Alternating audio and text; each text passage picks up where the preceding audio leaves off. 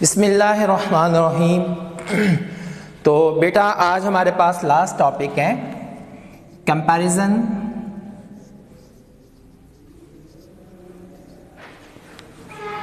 Of halogen reactivity.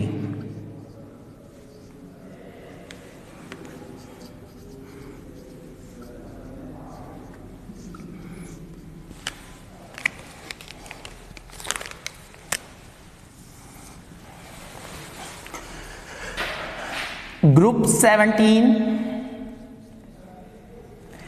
इसके element हमारे पास फ्लोरीन,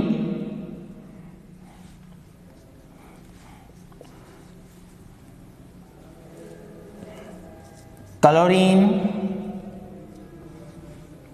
ब्रोमीन,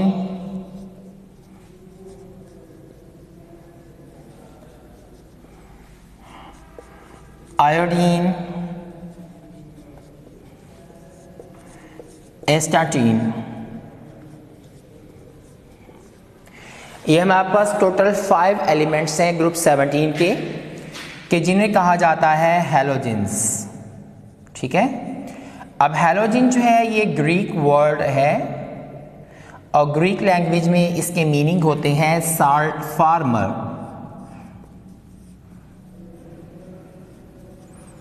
ठीक है, अब जितने भी हैलोजेंस हैं जब ये किसी भी एलिमेंट से रिएक्शन करेंगे स्पेशली मेटल्स के साथ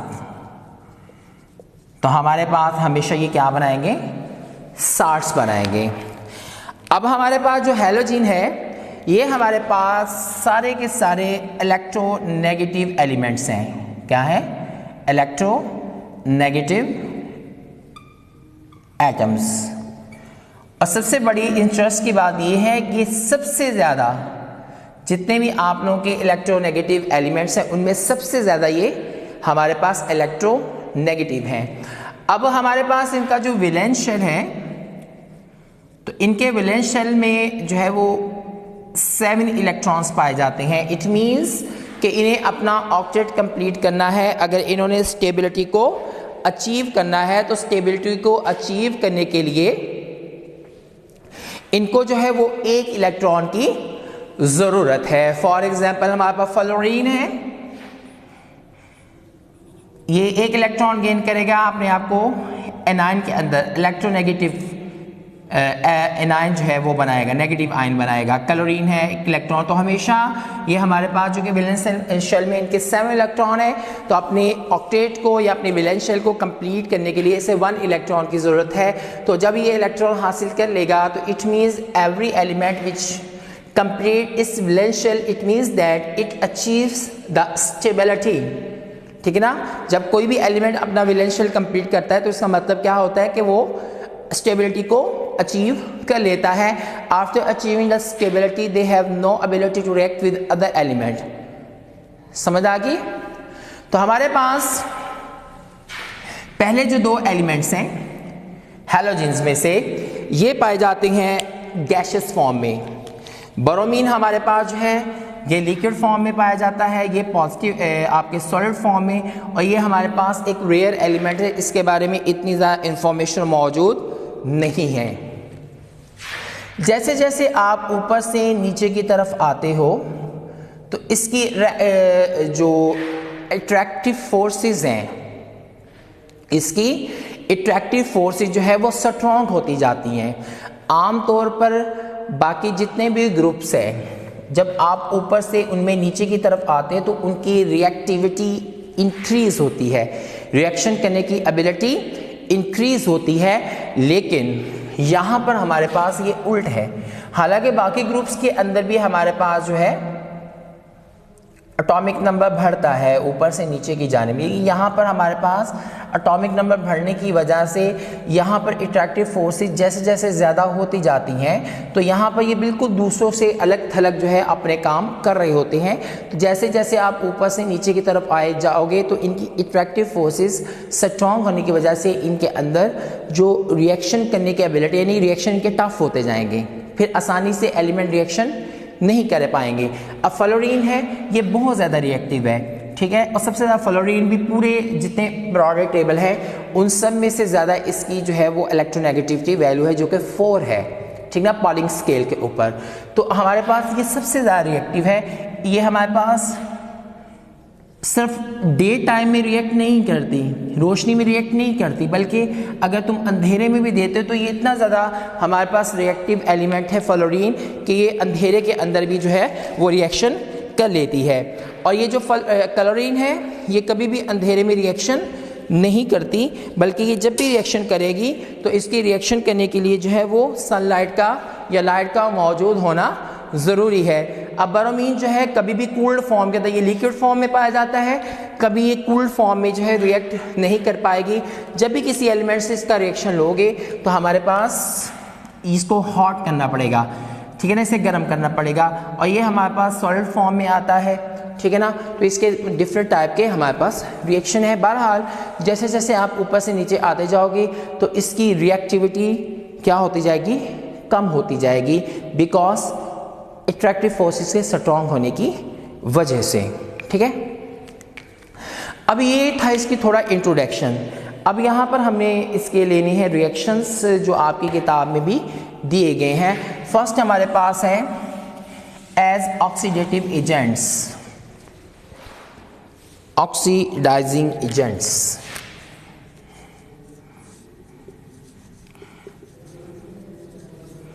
बेटा मैंने आप लोगों को पहले भी इसके बारे में बात की है, जो प्रीवियस लेक्चर्स हुए हैं। जितनी तुम्हारी नॉन मेटल्स हैं, जितनी तुम्हारी नॉन मेटल्स हैं, तो नॉन मेटल्स के अंदर हमारे पास रिडक्शन की एबिलिटी होती है, और जो भी एलिमेंट रिडक्शन करता है वो हमारे पास क्या कहलाता है, ऑक्सीडाइजिंग एजेंट कहलाता है। अभी जैसे मैंने तुम लोगों को बताया है कि जैसे जैसे आप ऊपर से नीचे की जानिब आओगे इनकी रिएक्टिविटी क्या होती जाएगी, कम होती जाएगी। फॉर एग्जांपल हमारे पास ऐसा कंपाउंड जिसमें क्लोरीन मौजूद है, फॉर एग्जांपल HCl, अगर वो फ्लोरीन से रिएक्शन करता है तो फ्लोरीन की रिएक्टिव क्लोरीन से क्या है, ज़्यादा है, लिहाजा क्या करेगा, क्लोरीन को ये निकाल देगा और ख़ुद हाइड्रोजन के साथ रिएक्ट करके हाइड्रोजन फ्लोराइड बना देगा, ठीक है। सेम लाइक ऐसा कंपाउंड जिसके अंदर ब्रोमीन मौजूद है, जब उससे क्लोरीन रिएक्शन करेगा तो वो ब्रोमीन को बाहर निकाल देगा और ख़ुद जो है वो H से रिएक्शन करके HCl बना देगा। ऐसा कंपाउंड जिसके अंदर हमारे पास आयोडीन मौजूद है और ब्रोमीन उसके साथ रिएक्ट करता है तो ब्रोमीन आयोडीन को बाहर निकाल देगा और ख़ुद जो है वो हाइड्रोजन के साथ अटैच हो जाएगा। समझ आ गई बेटा मेरी बात की, कि जैसे जैसे आप ऊपर से नीचे की तरफ आओगे इनकी रिएक्टिविटी क्या होती जाएगी, कम होती जाएगी। तो ये मैंने तरतीब वाइज लिखते हैं। सबसे ज़्यादा रिएक्टिविटी फ्लोरीन की है। अगर ऐसा कंपाउंड जिसमें क्लोरीन है वो क्लोरीन को बाहर निकाल देगा। फ्लोरीन से कम क्लोरीन की है। अगर ऐसा, अब क्लोरीन से कम किसकी है, ब्रोमीन की। मीन्स ऐसा कंपाउंड जिसमें ब्रोमीन मौजूद है, क्लोरीन जब उससे रिएक्शन करेगा तो ब्रोमीन को निकाल देगा बाहर, खुद उसकी जगह ले लेगा। अब आयोडीन की जो रिएक्टिव पावर है वो ब्रोमीन की निस्बत कम है, तो ऐसा कंपाउंड जिसमें ब्रोमीन है, आयोडीन है, तो ब्रोमीन अगर उससे रिएक्ट कर रहा है तो वो आयोडीन को क्या करेगा, बाहर निकाल देगा, खुद ब्रोमीन जो है उसके साथ रिएक्ट कर जाएगा। ये हमारे पास ऑक्सीडाइजिंग एजेंट है। यहाँ पर मैंने पिछले लेक्चर्स में भी साबित किया है, तो यहाँ भी देख लेते हैं हमारे पास कि किस तरह हमारे पास जो है फ्लोरीन, फिर सारे ऑक्सीडाइजिंग एजेंट्स हैं, तो फ्लोरीन किस तरह हमारे पास जो है वो ऑक्सीडाइजिंग एजेंट बनता है। अब इससे पहले हम देखें कि हाइड्रोजन जो है उसके साथ क्लोरीन जुड़ा हुआ है, ठीक है।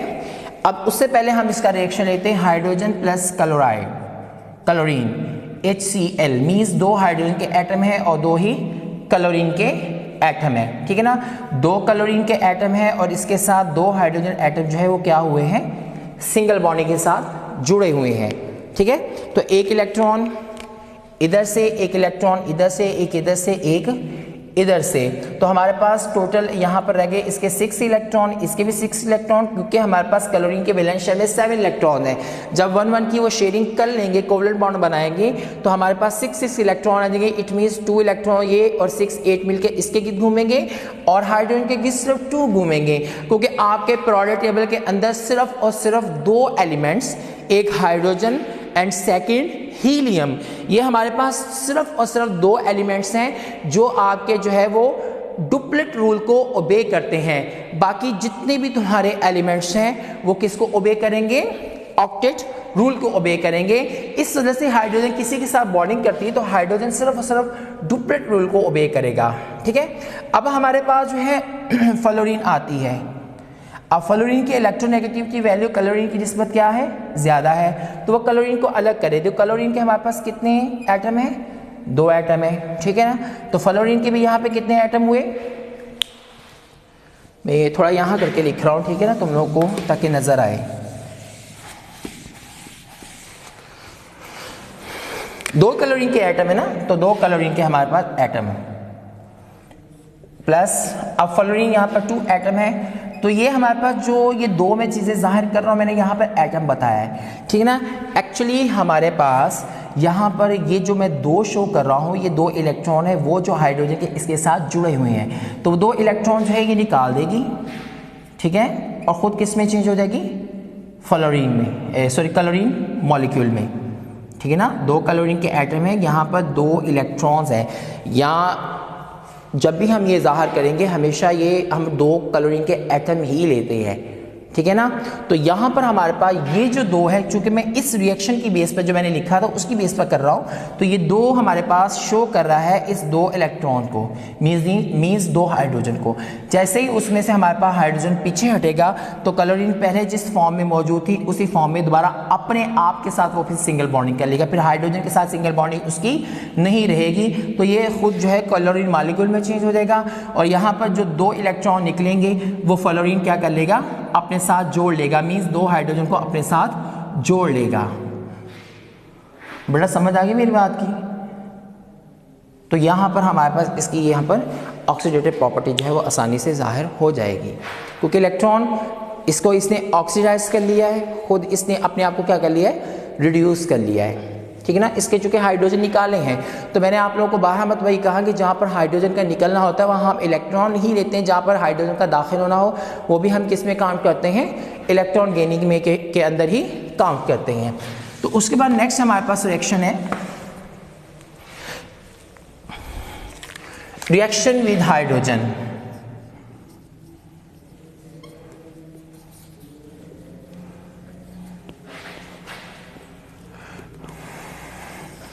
फ्लोरीन के साथ है,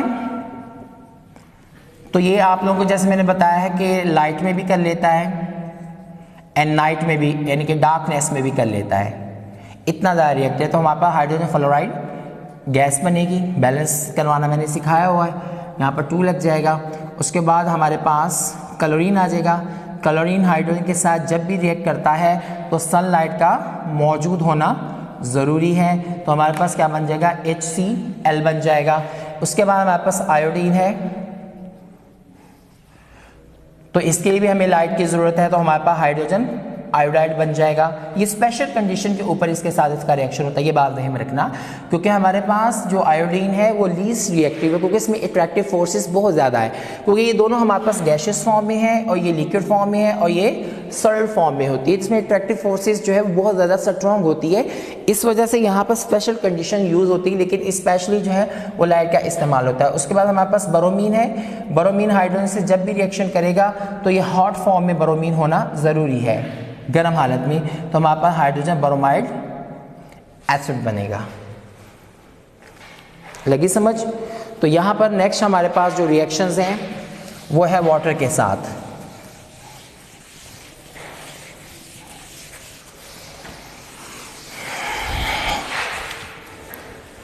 रिएक्शन विद वाटर।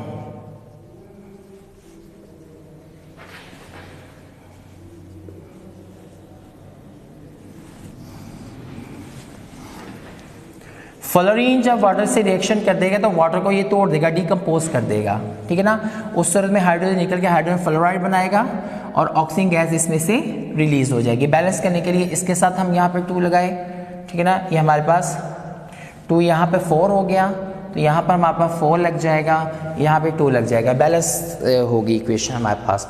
उसके बाद हम लेते हैं क्लोरीन, वाटर से इसका रिएक्शन लेते हैं इन सनलाइट, तो 2 तरह के हमारे पास कंपाउंड बनते हैं, एक HCl और दूसरा HOCl। ये फॉर्मूला हमारे पास है हाइड्रोक्लोरिक एसिड, और ये फॉर्मूला हमारे पास है हाइपोक्लोरस एसिड। ठीक है, ये हमारे पास जो है एक वीक एसिड है। उसके बाद हमारे पास ब्रोमीन आता है। ब्रोमीन वाटर से रिएक्शन करेगा, हॉट फॉर्म में दो ही एसिड बनेंगे, HBr एंड HOBr, हाइपोब्रोमिक एसिड। और ये हमारे पास ब्रोमिक एसिड है। ठीक है, उसके बाद हमारे पास आयोडीन, ये हमारे पास लीस्ट रिएक्टिव हो जाता है। अब लीस्ट रिएक्टिव से मुराद ये नहीं कहना कि इसमें अट्रैक्टिव फोर्सेस वीक नहीं, किसी भी कंपाउंड की जो लीस्ट रिएक्टिविटी होती है उसकी वीकनेस को जाहिर नहीं करती, बल्कि उसकी स्ट्रेंथ को जाहिर करती है कि वो कितना स्ट्रॉन्ग है। स्ट्रॉन्ग होने की वजह से उसके दरमियान जो बॉन्डिंग फोर्स है वो जल्दी टूट नहीं पाती। इसलिए आयोडीन जब तक मॉलिक्यूलर फॉर्म में रहेगा ये कभी भी वाटर के साथ रिएक्शन नहीं करेगा। इसका मतलब हरगिज़ ये नहीं है कि आयोडीन वाटर से रिएक्शन करता नहीं है, लेकिन आयोडीन को वाटर से रिएक्शन करना है तो आयोडीन को पहले स्पेशल कंडीशन पर हमें I3 के अंदर चेंज करना पड़ेगा, सही ना, ट्राई आयोडाइड के अंदर। फिर जब ये ट्राई आयोडाइड में चेंज हो जाएगा फिर ये वाटर के साथ स्पेशल कंडीशन पर रिएक्शन करेगा।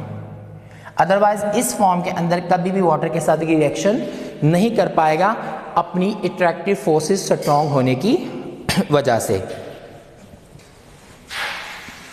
उसके बाद बेटा हमारे पास स्पेशल किस्म के रिएक्शंस आ रहे हैं, उसे हम सीरीज रिएक्शन के मानों में लेते हैं।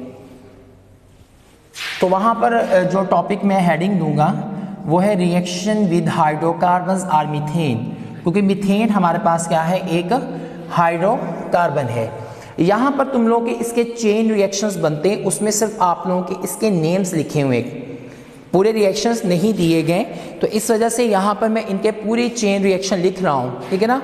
तो उसको तुम लोगों ने ध्यान से समझना है जो मैं चेन रिएक्शन लिखूंगा तुम लोगों के।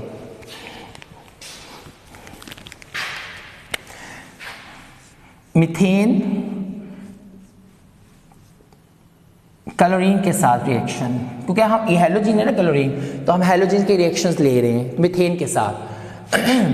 तो यहाँ पर मैं थोड़ा इसको खोल के लिख रहा हूँ। कार्बन के वैलेंस शेल में पाए जाते हैं 4 इलेक्ट्रॉन, इससे 4 हाइड्रोजन एटम जो सिंगल बॉन्डिंग से जुड़े हुए होते हैं, सिंगल बॉन्डिंग से 4 हाइड्रोजन। अब ये क्लोरीन 2 एटम है, तो यहाँ पर क्या करेगा कि क्लोरीन ज़्यादा रिएक्टिव है, ठीक है ना, इसकी इलेक्ट्रोनेगेटिविटी वैल्यू इसकी निस्बत क्या है, ज़्यादा है, तो क्या करेगा हाइड्रोजन को खींच लेगा अंदर से, और जब हाइड्रोजन को खींचेगा एक हाइड्रोजन इसके साथ मिल जाएगा तो हमारे पास क्या बनेगा, HCl। अब यहाँ जहाँ से हाइड्रोजन निकला है वहाँ जाके एक क्लोरीन जुड़ जाएगी, तो हमारे पास बाकी कितने हाइड्रोजन रह गए, 3 हाइड्रोजन, CH3Cl। ये हमारे पास फॉर्मूला है मिथाइल क्लोराइड, इसका फॉर्मूला है मिथाइल क्लोराइड, या इसको तुम बोल सकते हो मोनो क्लोरोमीथेन, ठीक है ना, मोनोक्लोरोमीथेन भी कह सकते हो। बेटा समझ आ रही है। तो नीचे कंपाउंड्स के नेम है, तो आप लोगों ने अगर रिएक्शंस लिखने हैं तो आप लोग रिएक्शंस इसके लिख सकते हो जैसे मैं दिखा रहा हूं यहां पर। उसके बाद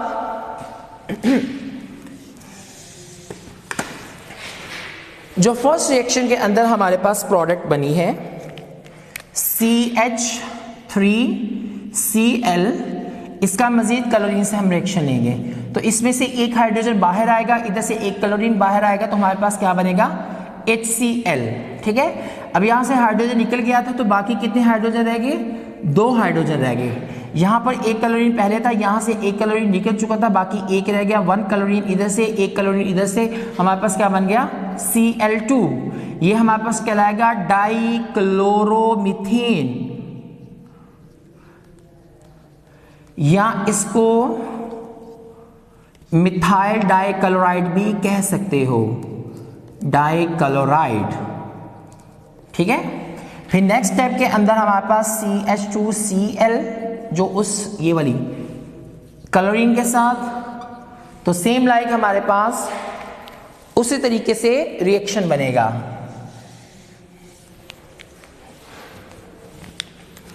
कि एक हाइड्रोजन इधर से बाहर निकलेगी, इधर से एक क्लोरीन आएगी HCl बनेगा, यहां पर एक हाइड्रोजन रह गया CH, 2 क्लोरीन ये, एक इधर से Cl3, ट्राई क्लोरोमीथेन,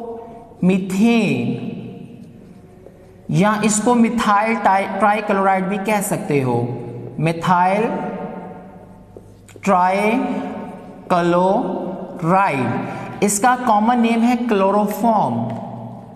इसका कॉमन नेम क्या है? क्लोरोफॉर्म। ये क्लोरोफॉर्म जो है एनेस्थीसिया के तौर पर यूज होता है, बेहोशी के लिए इसको यूज किए, लिक्विड फॉर्म के अंदर पाया जाता है। क्लोरोफॉर्म किस फॉर्म में होता है? लिक्विड फेज के अंदर होता है। तो जब भी ऑपरेशन वगैरह किए जाते हैं तो इसे गैसियस फेज में ला के जो है मरीज को एनेस्थीसिया इसके जरिए दिया जाता है। समझ आ रही बेटा मेरी सबको मेरी बात की? एनेस्थीसिया के तौर पे इसको यूज किया जाता है। उसके बाद नेक्स्ट हमारे पास लास्ट वाला रिएक्शन है, वो उसकी प्रोडक्ट लेंगे प्लस क्लोरीन। हमारे पास ये हाइड्रोजन जो इसमें है वो भी बाहर निकल जाएगा, एक क्लोरीन इधर से आएगा HCl बनेगा, साथ हमारे पास सिर्फ एक कार्बन रह गया, 3 क्लोरीन ये, एक इधर से जो बच गया Cl4, कार्बन टेट्रा क्लोराइड,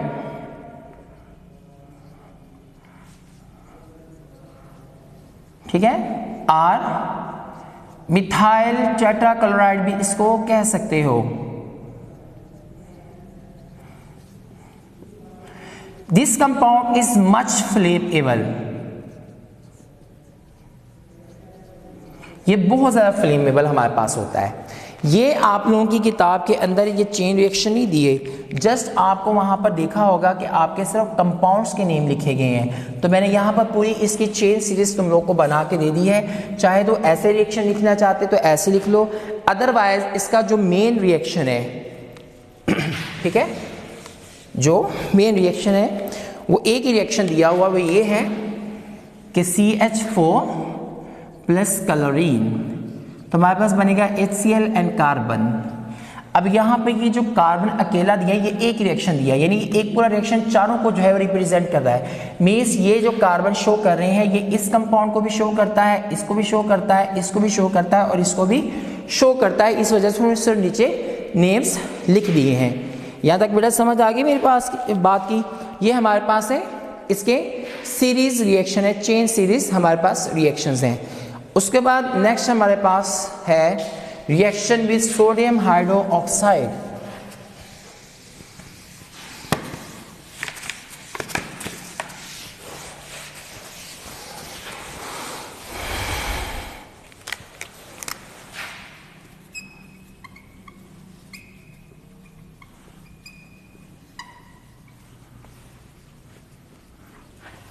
ठीक है, तो ये हमारे पास इसके 2 रिएक्शन दिए गए हैं। एक हमारे पास ये जब डाइल्यूट एंड कूल्ड फॉर्म में है और दूसरा जब ये कंसंट्रेटेड एंड हॉट फॉर्म में है। तो फर्स्ट मैं ले रहा हूँ सोडियम हाइड्रोक्साइड जब कूल्ड फॉर्म में प्लस डाइल्यूट फॉर्म में है, तब इसका रिएक्शन ले रहा हूँ क्लोरीन के साथ, NaOH प्लस HCl2। तो यहाँ पर हमारे पास बनेगा NaCl, NaClO प्लस H2। ये हमारे पास है सोडियम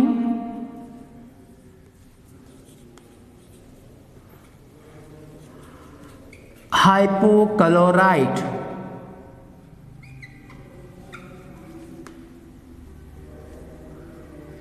सोडियम हाइपोक्लोराइट बैलेंस करना मैंने सिखाया हुआ, तो बैलेंस आप लोग खुद कर लीजिएगा। नेक्स्ट हमारे पास है सोडियम के साथ रिएक्शन जब सोडियम आपका हॉट फॉर्म में प्लस कंसंट्रेटेड फॉर्म में हो, उस सूरत में हमारे पास कंपाउंड्स जो है वो और तरीके के बनेंगे। तो हमारे पास बनेगा NaCl plus NaClO3 plus H2 sodium chlorate, chlorate. तो ये हमारे पास डिफरेंट टाइप के इसके रिएक्शन है। कि जब हमारे पास डाइल्यूट एंड कूल्ड फॉर्म में हो तो कौन सी प्रोडक्ट बनती है। अगर हमारे पास सोडियम हाइड्रोक्साइड जो है वो concentrated form and hot form में हो तो कौन कौन सी प्रोडक्ट बनती है। तो बेटा यहाँ पर ये तुम लोग का टॉपिक कंप्लीट है, तुम्हारा बुक जो है वो कंप्लीट हो गई है। अल्लाह ताला आप सबका हामी हो नासिर हो।